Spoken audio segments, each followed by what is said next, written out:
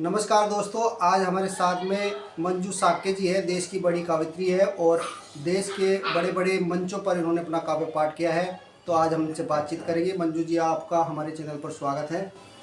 बहुत बहुत धन्यवाद। तो मंजू जी, मैं आपसे जानना चाहूँगा, आप जब कविता क्षेत्र में आए तो आपने शुरुआत कहाँ से की, कहाँ से आपने प्रारंभ किया है? जी राम जी, बहुत इंटरेस्टिंग कहानी है। दरअसल मैं शिक्षिका थी। अच्छा। लिखने का शौक मुझे बचपन से था, लेकिन मैंने कभी अपना लेखन जो है संजो के नहीं रखा। वजह थी कि मुझे कभी सम्मेलन के बारे में कोई जानकारी नहीं थी कि इस तरह के मंच होते हैं जहाँ हम कविता अपनी पढ़ सकते हैं। लेकिन कहते हैं ना कि ईश्वर को आपको जो देना होता है वो उसके लिए रास्ता बना ही देता है। तो जैसे कि मैंने बताया कि मैं शिक्षिका थी, तो होली का ही एक आयोजन था जिसमें कवि सम्मेलन आयोजित किया गया, जहाँ पर मेरी भेंट रस्य गुप्ता जी से हुई। अच्छा, के कवि है। जी जी जी। तो जब मैंने वो कविताएं सुनी तो मैंने उनको कार्यक्रम खत्म होने के बाद मैंने उनको बोला कि मैं भी कुछ इस तरह से लिखती हूँ और मुझे नहीं मालूम था कि इस तरह कविता मंचों पे हम पाठ कर सकते हैं। जब उन्होंने मुझे कविताएं देखी तो उनको बहुत पसंद आई। और एक संयोग की बात है कि मार्च में हमारी पहली मुलाकात हुई और 16 अगस्त को मैंने पहला मंच आदर्श नगर दिल्ली में ही पढ़ा। अच्छा। तो मेरा जन्म जो कवित्विक रूप में है एक मंच पर ही हुआ। उसके पश्चात मैं राष्ट्रीय कवि संगम से जुड़ी। राष्ट्रीय कवि संगम की गोष्ठियों में मैंने जाना आना शुरू किया। धीरे धीरे लोग मुझे जानने लगे, मेरी रचनाओं से प्रभावित होने लगे और वहाँ की कृपा कुछ ऐसी हुई कि आज मैं कवि सम्मेलन जगत में थोड़ा बहुत कविताएं वगैरह।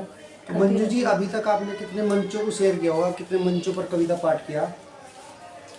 मैं 2016 से मंचों पे हूँ और मुझे लगता है कि मैंने कभी गिनती नहीं की मैंने कितने मंच किए, पर हाँ मतलब लगातार निरंतरता बनी रहती है। कभी सम्मेलन चलते रहते हैं, तो कभी गिनने की कोशिश नहीं की मैंने। आप सोच सकते हैं कि 6-7 साल हो गए मुझे लगातार। बहुत बहुत बधाई आपको।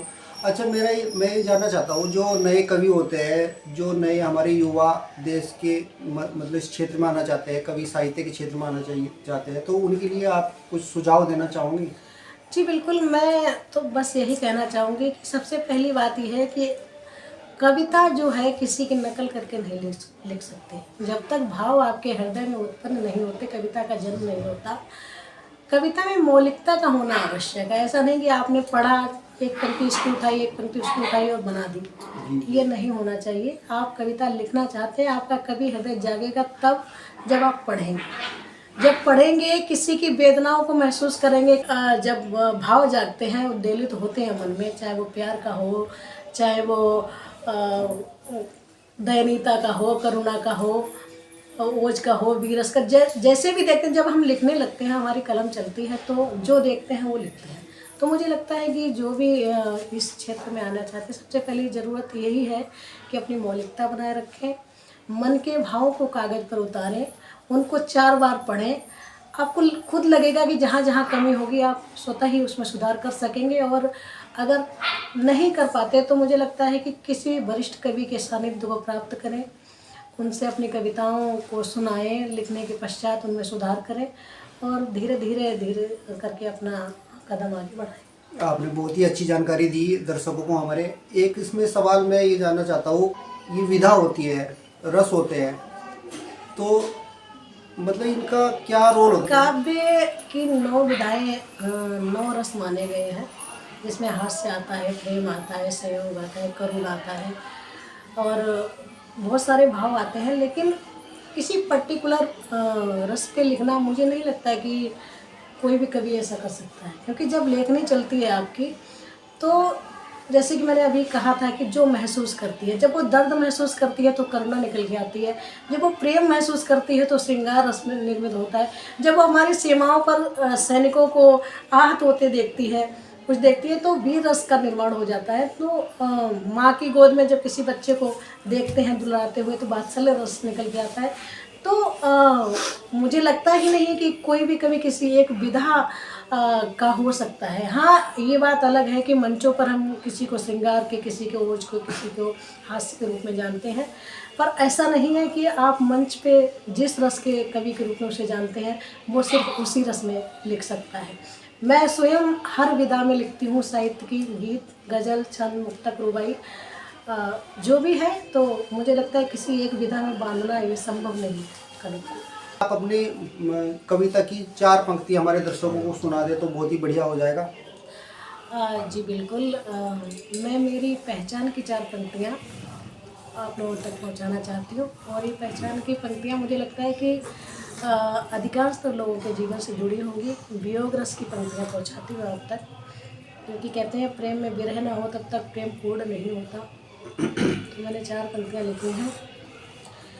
सुनो एक संदली मौसम तुम्हारे मन पे मल देते, सुनो एक संदली मौसम तुम्हारे मन पे मल देते, तुम्हें पतझड़ में भी मधुमास के अनमोल पल देते, लकीरों के बदलने से मुझे हासिल जो होते तुम, खुरच कर हाथ की सारी लकीरों को बदल देते, बहुत बढ़िया, बहुत खुरच बढ़िया, कर बहुत ही अच्छा, हाथ बहुत की बढ़िया, सारी लकीरों बहुत बढ़िया। को बदल देते। तो मंजू जी, आप अगर अपने हमारे दर्शकों को जैसा अगर आपसे कोई संपर्क करना चाहिए, आपको बुलाना चाहिए अपने कवि मंचों पर, तो वो कैसे संपर्क कर सकता है? उसके लिए अगर आप देना चाहो तो अपना कॉन्टेक्ट नंबर भी आप बता सकते हो। जी बिल्कुल।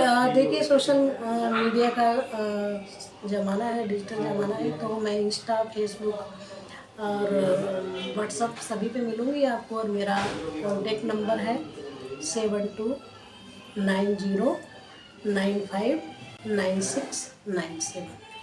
तो दोस्तों, यह थी मंजू साक्य जी हमारे साथ में। यदि आपको इनका काव्य पाठ पसंद है, आप इन्हें अपने मंचों पर बुलाना चाहते हो, तो इस नंबर पर आप इनसे संपर्क कर सकते हैं। अगली वीडियो में हम फिर मिलेंगे, तब तक के लिए नमस्कार। नमस्कार।